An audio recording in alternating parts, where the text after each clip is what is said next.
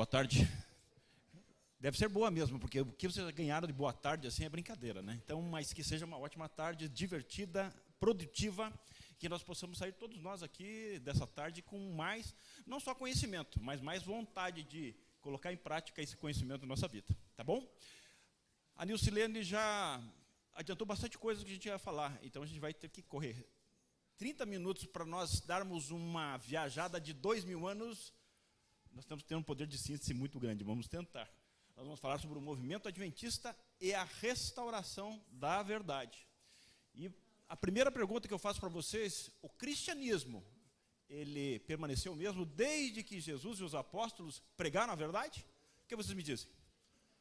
Ele permaneceu mesmo? A verdade pregada por Jesus e pelos apóstolos, ela ficou inalterada? Olha só, eu tenho aqui cadê? Lá atrás, pastor Falcão me passa aqui, eu tenho uma sacolinha, tem alguns brindes ali para aquelas pessoas que acertarem, mas dessas perguntas não vão ser tão fáceis como o William estava fazendo, não, viu? Essas perguntas serão muito difíceis. Eu tenho aqui alguns brindes aqui. O primeiro que acertar a pergunta vai ganhar um exemplar desse livro aqui, O Grande Conflito. Quem já leu esse livro? Quem já leu O Grande Conflito? Já temos alguns. Então, nós vamos fazer algumas perguntas, fiquem bem atentos para que a gente possa ter bastante produtividade. Nós já vimos na palestra anterior que a verdade, infelizmente, ela não permaneceu inalterada. Mas isso não foi algo que passou desapercebido para o nosso Deus, porque o nosso Deus é onisciente, ele já sabia que isso ia acontecer. Existiria um poder que iria tentar fazer o quê? Alterar, falsificar. E com que propósito? O propósito de fazer com que as pessoas se desviassem, errassem o caminho. E o propósito de Deus sempre foi que nós estivéssemos num caminho que levasse aonde? Ao céu. Olha só, o cristianismo dá luz às trevas e de volta à luz. Esse vai ser o nosso subtema dessa palestra de agora. Voltando aqui um pouquinho, quando Jesus veio e pregou, ele teve que corrigir já na sua época muitas distorções da mensagem que era passada. Uma delas, por exemplo, o sábado. O sábado foi dado quando para o povo de Deus? Quando? Primeira pergunta. Quando que foi? Quando? Na criação. Parabéns, Joab. Ainda bem que você não vai receber o livro, porque você já tem, você já é antigão, então você já sabia essa resposta. O sábado foi dado na criação. Foi reiterado lá no Horebe, quando Deus entregou as tábuas da lei para o povo de Israel. Mas, no decorrer dos séculos, muitas coisas foram sendo acrescentadas e tornou esse dia um fardo para as pessoas. E Jesus teve que fazer uma interpretação correta do que significava a real essência do sábado. Não só foi do sábado.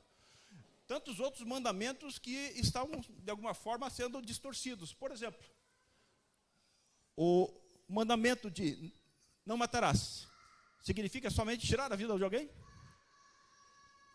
É só isso? É muito mais profundo. O princípio por trás disso, se eu odiar no íntimo do meu coração meu irmão, eu já o matei. E tantos outros. Jesus teve que corrigir interpretações. Jesus, em momento algum, veio para revogar a lei. Ele disse que veio para quê? Para cumpri-la corretamente. Dar o exemplo de como deveria cumprir. Até mesmo se batizou. Jesus precisava se batizar? Mas por que ele se batizou? Para dar o exemplo. Parabéns a você que já tomou essa decisão que está aqui hoje. Um dia você seguiu o exemplo que Jesus nos deu. E aqui está aqui para crescer um pouquinho mais nesse conhecimento. Então Jesus veio para quê? Para nos dar a essência da verdade. E os apóstolos levaram essa verdade a várias partes. Entretanto, o próprio apóstolo Paulo falou que depois que ele fosse embora, isso aqui, um pouco antes do término do primeiro século, ele já falou que haveriam lobos que entrariam no rebanho e eles não poupariam o rebanho. João também já tinha advertido isso lá no Apocalipse, quando ele menciona os 4 cavaleiros, os 4 cavalos do Apocalipse, o branco, o vermelho, o preto e o amarelo. E também as 7 fases da igreja, que nós vamos ver na sequência, ele já estava advertindo que aquela verdade inicial pura, ela estaria sendo paulatinamente, com o decorrer dos períodos da igreja, Esmirna, Pérgamo, sobretudo Tiatira, que foi aquele período que a Nilcilene falou a respeito, de que a apostasia seria uma forma imposta nesse mundo, e a verdade praticamente ficaria escurecida. Depois Sardes é a época em que a verdade foi sendo paulatinamente restabelecida, passando por Filadélfia, os grandes momentos de reavivamento que aconteceram nesse planeta, e até chegar aos nossos dias. Os nossos dias são os dias da igreja de Laodiceia. Sabe o que significa Laodiceia? Agora eu quero ver. Agora está valendo um grande conflito. O que significa Laodiceia? Dou-lhe uma, dou-lhe duas, dou-lhe três. Fica para a próxima pergunta. Laodiceia significa o povo do juízo. E nós estamos vivendo exatamente no período em que o juízo investigativo acontece no céu. Vamos adiante. Com o decorrer do tempo, sobretudo no 2º e 3º século, já estava previsto profeticamente que heresias iam entrar na igreja. E sobretudo no 4º século, com esse sujeito aqui, ó. Encontrei uma estátua dele aqui, sujeito chamado, alguém sabe quem é esse cara? Constantino, mas não está valendo o livro, hein? Constantino, professor de história? Não, é muito.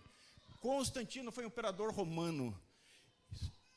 Ele, dizem que se converteu ao cristianismo, mas na verdade foi uma jogada política, porque ele percebia que o império estava cada vez mais enfraquecendo. Ele percebeu e vislumbrou que o cristianismo seria o futuro. Ele teve uma visão além do alcance, e ele, entre aspas, se tornou um cristão. Por que nós falamos entre aspas? Porque foi uma pseudo-conversão. Porque, na realidade, ele trouxe muitas coisas lá do mitraísmo para o cristianismo. E, sobretudo, com a concessão de quem estava à frente da igreja de Roma, o bispo de Roma. Até então não existia papas, existiam bispos, onde os apóstolos que estavam indo para diversas partes, plantando igrejas, colocavam responsáveis ali, chamados bispos ou presbíteros. Existia de Antioquia, de Jerusalém, de Esmirna, de Éfeso, de Tiatira, de Sardes e também o de Roma. Só que Roma ficava próximo do quê? Do centro do poder. Estava mais próximo. E logo, essa figura se tornou mais proeminente, tornou-se mais forte politicamente, não espiritualmente. Mas, de alguma forma, essa força fez com que ele tivesse uma influência sobre os demais. E Constantino, em 321, para ser mais exato, dia 13 de março de 321, estabeleceu um decreto, obrigando a todos que guardassem o domingo, que na época não se chamava domingo, era o primeiro dia de semana, sempre dedicado ao dia do sol. E até hoje, e nas línguas britânicas e germânicas, permanece o sentido desse dia. Como é que chama em inglês o domingo, primeiro dia de semana? Sunday. Em alemão, Sonntag. Sempre foi dedicado o primeiro dia ao dia do sol. Esse foi o primeiro, que você tem conhecimento, o primeiro decreto a fim de que se venerasse esse dia. E a cristandade aceitou de uma forma muito, muito auspiciosa. Entretanto, ainda não tinha sido deixado de lado o sábado. O sábado era guardado até então.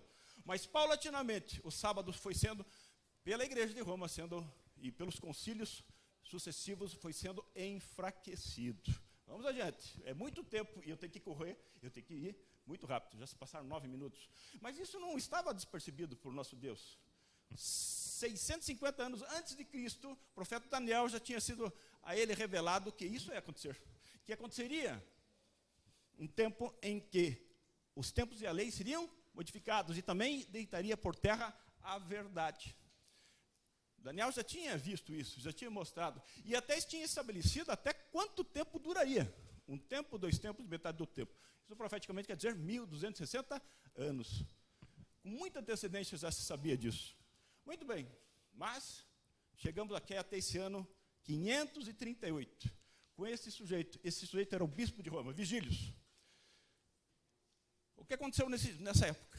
Constantino se retirou de Roma e foi para uma cidade que ele mesmo construiu, chamado Constantinopla, que ficava, até hoje fica na Turquia. Ali ele estabeleceu a capital do Império Romano, deixando Roma como sede vacante, ou seja, sem governo. Quem foi quem aproveitou desse hiato? Obviamente, aquele que era uma autoridade eclesiástica. E por que Constantino saiu? Por conta das invasões bárbaras. Os visigodos, os ostrogodos, os érulos invadiram aquela região da Península Itálica e, de alguma forma, fizeram com que o Império Romano fosse estremecido. Ele teve que mudar, inclusive, de sede. Entretanto, esses reinos bárbaros, eles eram, na sua maioria, arianos. O arianismo era uma das heresias que foram combatidas no princípio da igreja. E o bispo de Roma, com apoio do Estado, das forças, sobretudo das forças francas, venceram e subjugaram esses reis. Muitos se converteram ao cristianismo. E o último a se retirar de Roma foram os ostrogodos. E abriu campo total para que ele tivesse a proeminência. Podemos marcar na nossa folhinha, o calendário 538, como o início daquele tempo profético de 1260 anos, que nós chamamos de o tempo da supremacia papal. Interessante, esse nome papal ele veio surgir somente no ano 600, em torno de 600. Aí batizou-se todos os bispos anteriores de Roma como se fossem papas. Mas essa nomenclatura só veio surgir a partir do ano 600. Mas o que diz a Bíblia a respeito disso? O que o próprio Senhor falou? Ninguém chame de Pai, a não ser o Senhor que está no céu. Isso é um dado muito importante para a gente perceber. O nosso Pai é o nosso Pai celestial. Temos nosso Pai terreno, que é aquele que nos gerou, não é? Mas nenhum outro nós devemos chamar de Pai. É um título muito desapropriado para uma pessoa humana. E esse período de 1260 anos, vocês já viram na palestra anterior, foi um período negro. Lembra aquela transparência anterior que eu coloquei o período de Tiatira, que estava mais escuro, foi o período mais escuro da história. Não somente para a questão eclesiástica. Se foram ver nos livros de história, foi um período em que realmente as artes, a cultura, ela declinou. Sobretudo porque o poder eclesiástico da época impôs ao povo a ignorância, sobretudo retirando a palavra do povo. Ao povo não era permitido consultar por si só a palavra. E foi uma época em que a grande maioria das pessoas eram analfabetas, elas não tinham conhecimento do vernáculo. Somente eram instruídas pelos clérigos, aqueles que eram esclarecidos. E, logicamente, não há melhor maneira de dominar alguém, senão conduzir para onde você deseja. Eu quero fazer uma dinâmica. Emanuel, me dá essa bolsa aqui, a minha bolsa de utilidades. Eu vou dar para vocês aqui agora um material.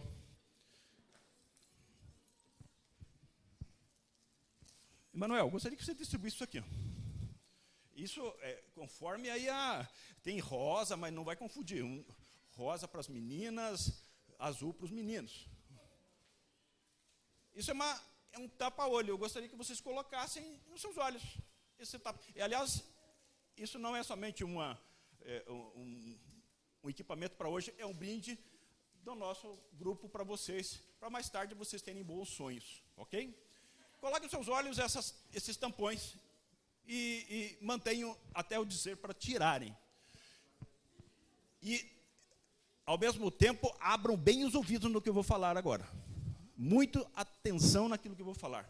Esse período de 1260 anos, também considerado profeticamente que o período em que Tiatira, a igreja de Tiatira, a igreja que foi maculada por conta de tremendas heresias, foram sendo inseridas várias questões que não são bíblicas, como, por exemplo, culto aos santos, como a existência de um lugar chamado purgatório. Você não encontra em lugar nenhum na Bíblia isso. A veneração de imagens. Foi instituída a Inquisição, a igreja julgar, condenar e executar pessoas que fossem contrárias, os hereges. Venda de indulgências. Indulgência, o que é indulgência? É o perdão plenário. E para isso, havia necessidade de adquirir, comprar. A proibição da leitura da Bíblia, a tradição equiparada à Bíblia. A Bíblia é a palavra de Deus. A tradição são aquelas decisões e os costumes de uma época. Pergunto, podem estar equiparados? Aquilo que Deus fala com aquilo que o homem fala? alguns livros foram introduzidos no cânon bíblico que não constavam de início, e até mesmo depois desse período de 1260 anos que se encerrou, em 1798, quando o general Berthier, amando Napoleão, aprisionou o Papa Inocêncio VI, na época. Mesmo depois disso, ainda foi decretado por eles, os concílios, a infalibilidade papal. Eu somente conheço a infalibilidade divina. Todos os demais homens são falíveis. E o principal dos falíveis está aqui falando para vocês. Vamos adiante, cadê aquele? Continuem com o tampão nos olhos. Vocês não vão enxergar essas imagens, mas estamos aqui. Essa supremacia chegou ao ponto de que os papas foram considerados reis, tinham tronos, eram carregados por homens. E essas fotos não são da Idade Média, são fotos do século passado. João 23, Pio XII, João Paulo I. Papas sentavam no trono como se Deus fosse. E o mais terrível dos aspectos dessa supremacia foi a instituição do que nós denominamos Santa Inquisição, que visava coibir todos os atos contrários à fé que eles tinham. Mas, e aí que vem a curva que é feita na história. A Nilcelene falou que em todo o tempo da história, por mais que na história nós tivemos exemplos de apostasia, nós podemos notar que Deus sempre manteve um povo chamado remanescente. O remanescente é aquele que restou, aquele que permanece ao lado de Deus a despeito de tudo que possa acontecer. Nessa época também, na época terrível, mais escura, mais tenebrosa da história humana, ainda assim Deus contou com um pequeno povo espalhado em alguns lugares. Como, por exemplo, os valdenses, nos Alpes italianos. Eles buscavam conhecer a Bíblia, faziam cópias da Bíblia e tentavam fazer com que a sua religião fosse a mais pura, mais próxima daquilo que os apóstolos tinham exposto. E eles foram queimados nas fogueiras da Inquisição. Inclusive, isso aqui é um cartaz da época. Eles eram retratados na França como bruxas. Mas, na realidade, eles simplesmente eram filhos de Deus, remanescentes, que queriam fazer aquilo que era da vontade de Deus. Nós temos exemplos como John Wycliffe, que ousou, numa época, como diz ser falado, ele ousou falar contra esse estado de coisas. Como John Hus, que era um seguidor de Wycliffe, que também expôs a sua opinião conforme na palavra de Deus. E o que aconteceu com ele? Ele foi queimado numa das fogueiras da Inquisição. Isso é importante citar, porque nós chegamos até essa figura chamada... Vocês não podem ver, né? Eu estou perguntando as coisas, vocês não podem ver. Aí vocês não vão adivinhar nunca mesmo. Martinho Lutero, 1517. Martinho Lutero, vendo o estado de coisas que estava acontecendo. E, sobretudo, um dia que ele estava de joelhos na escadaria de São Paulo, em Roma, pagando penitência, porque se pregava de que era preciso penitência para pagar os pecados. Isso está na Bíblia? A Bíblia fala em algum momento que nós precisamos fazer algo para merecermos a salvação? Em absoluto.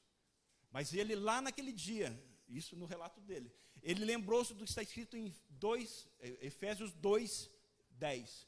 Pela graça sois salvos mediante a fé. E isso não é dom de vós, é dom de Deus. Essa passagem da Bíblia veio na sua mente e no seu coração como se fosse um raio. Ele levantou-se dali. E ele percebeu que tudo que ele estava seguindo, com toda a sinceridade do seu coração, era uma mentira. Ele se deslocou para a Alemanha, de onde ele viera. Ele foi até a Universidade de Wittenberg, onde ele lecionava. Ele escreveu antes as 95 teses, contra a indulgência, inclusive. Especificamente contra a indulgência. Para que deixasse bastante claro que somente é pela graça nós somos salvos. Dando início, então, ao movimento de reforma que nós conhecemos. Eu agora gostaria que você tirasse as máscaras. Isso não é sem sentido. Vocês conseguem enxergar bem? Ou mais ou menos? Está meio embaçado? É o que eu pergunto. Eu só queria ilustrar para vocês exatamente isso. Pode tirar, não era para dormir agora, é para você. Está enxergando bem? Eu estou querendo mostrar para vocês que no momento em que a luz volta a aparecer na história desse planeta, ela não é de forma instantânea, ela definitivamente aparece. Ela vai, como está escrito na palavra de Deus. Alguma coisa aconteceu. A vereda do justo é como a luz da aurora que vai brilhando mais e mais até ser dia perfeito. Martinho Lutero deu início a um processo de reforma. Reforma, o que é reforma? É retorno às verdades bíblicas de forma pura, da forma como ela está exposta na palavra de Deus. E aí foram estabelecidas os solas, sola escritura, somente a escritura, sola gratia, somente pela graça, sola fide, somente pela fé, sola Cristo, somente Jesus Cristo, a Ele, sola deu glória, somente a Deus é que nós devemos honrar e glorificar.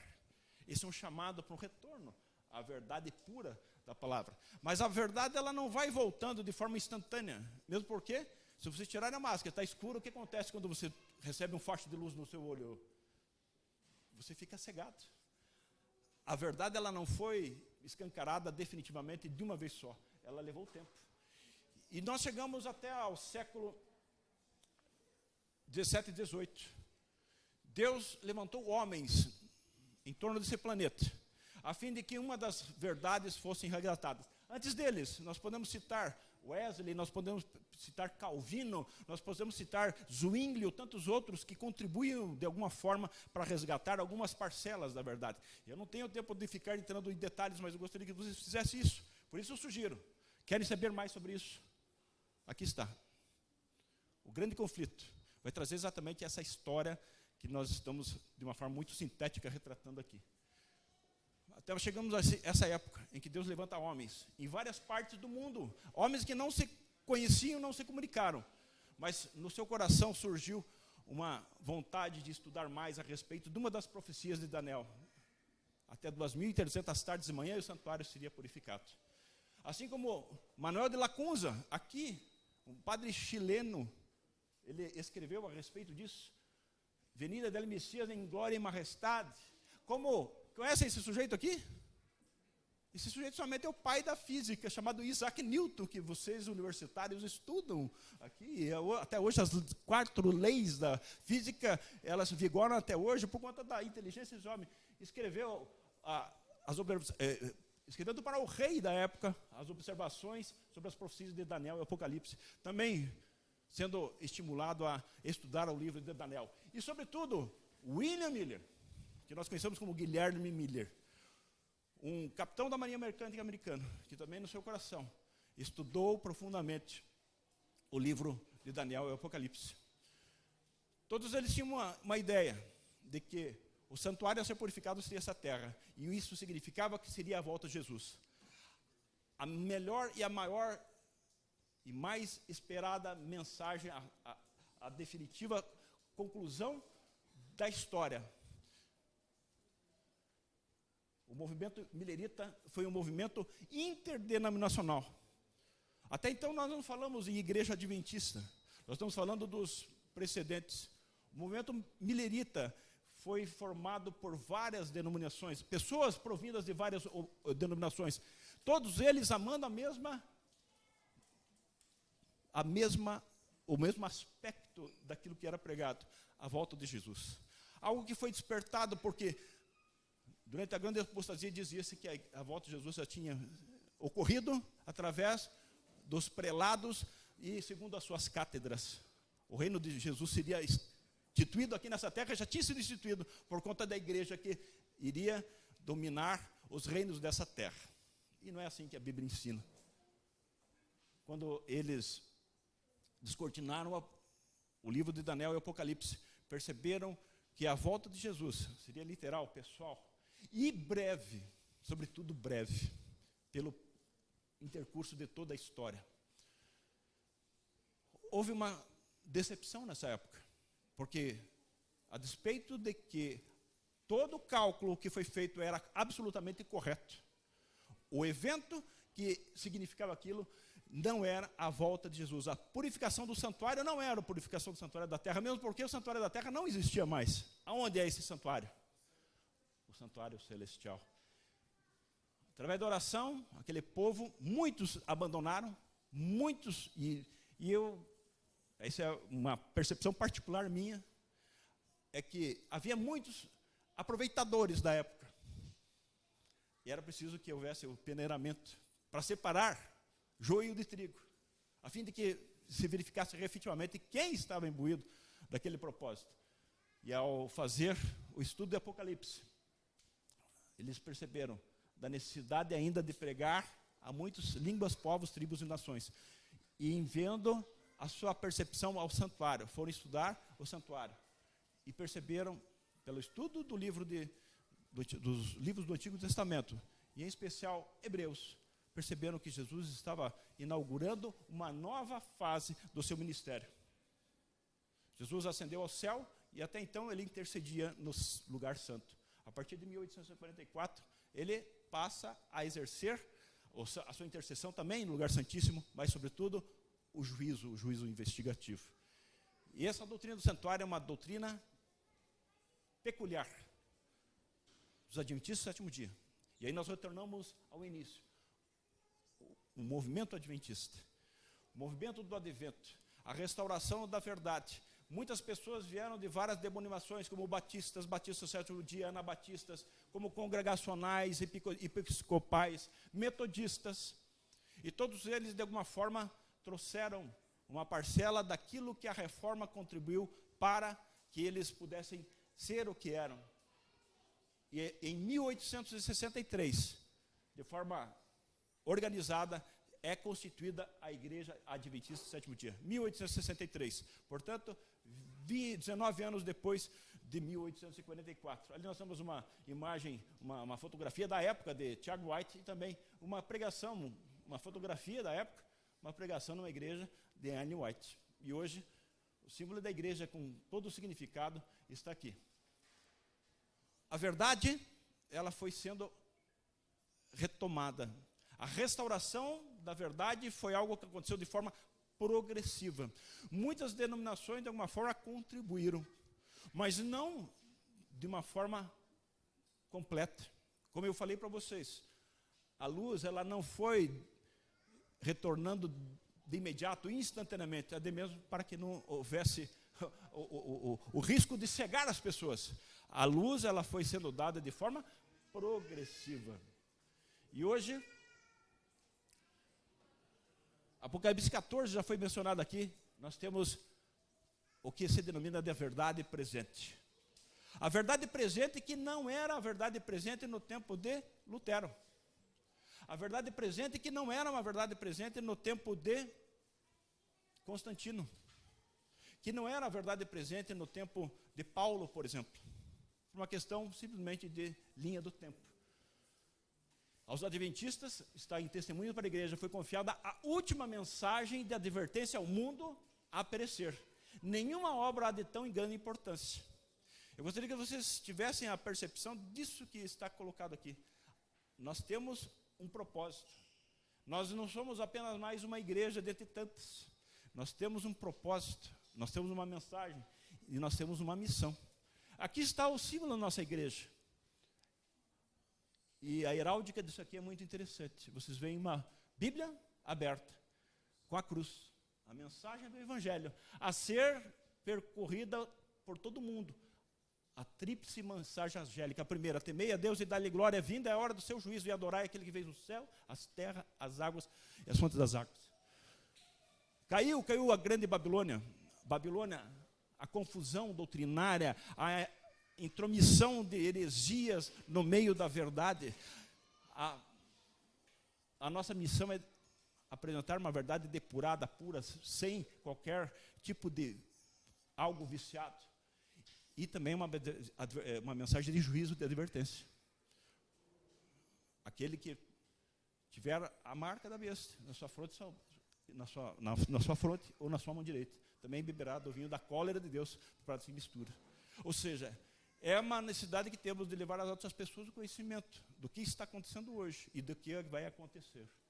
E aqui nós temos aqui o livrinho que é atual, né, de hoje, o último convite. Você também está sendo convidado a partir dessa semana a fazer a disciplina, levar alguém que você ama esse convite. Um convite que significa, aqui já falei, vamos adiante, de uma forma bem resumida. Deus ama todas as pessoas. Sabe que há pessoas sinceras em todos os lugares. E o convite de Deus para essas pessoas, através dos seus instrumentos, é: sai dela, povo meu. Se é povo meu, é porque é povo de Deus. E se é povo de Deus, aqueles que ouvirem o seu chamado sairão. Sair para quê? Para poder experimentar também a paciência dos santos, segundo o que está lá em Apocalipse 14, 12. Os que guardam os mandamentos de Deus e a fé em Jesus. O chamado a todos nesse universo é justamente para que retornem à verdade como ela é. Saibam daquilo que está acontecendo, não somente aquilo no mundo visível. E eu não preciso ficar me alongando e mostrando. Vocês podem abrir o Jornal Nacional, CNN, e todos os dias está mostrando, e pregam de uma forma muito mais eficiente o Evangelho do que nós. Está escancarado. O que isso significa? Sinais que nós precisamos levar em consideração. A Igreja Adventista de um dia, somos nós, é você. Nós temos uma missão, nós temos um propósito, não foi estabelecida por homens. Deus conta com os seus instrumentos. Assim como o inimigo usou durante a história e continua usando instrumentos para fazer com que a mente e o coração de todos se desviem para o lado diferente daquilo que Deus deseja. Deus também tem instrumentos nessa terra. Sempre teve, também chamados de remanescentes. Mas tem hoje esse remanescente, a fim de proclamar as virtudes daquele que nos chamou das trevas para a sua maravilhosa luz. E esse instrumento é cada um de nós. Sou eu e vocês. Que Deus nos ajude a cumprir com esse propósito tão elevado que Ele nos confiou. Deus abençoe vocês.